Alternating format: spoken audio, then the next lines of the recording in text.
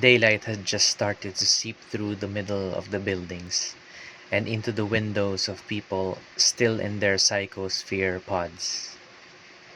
News reports all over the net tells of 4 murders in the past 2 days. All victims were once part of the rebellion from the 2020 QC circle up to the ones that fought for freedom from the Fox's mind control era in 2021. Victims all presented the same kinds of injuries. Eye sockets all burned from the inside.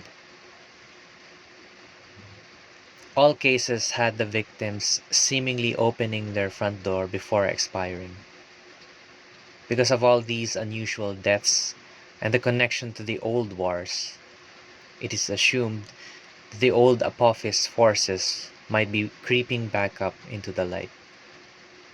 Special forces were deployed to make sure that the streets and the public were kept safe, especially the veterans of war.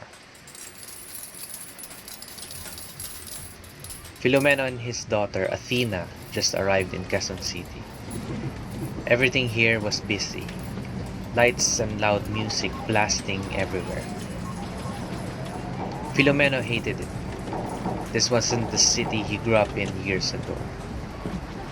Athena, however, loved every bit of it. So much stimulus all at once. As the girl's eyes wandered, she caught a glimpse of a picture shown on a giant screen in one of the buildings.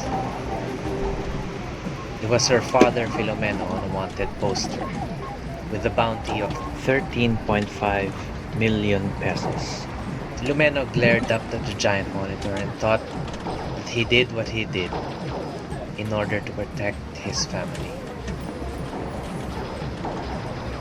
He held his daughter's hand and carried on. They were already within the owl's nest. However, it was still daytime. They might need to wait a few more hours before the owl reveals himself to them.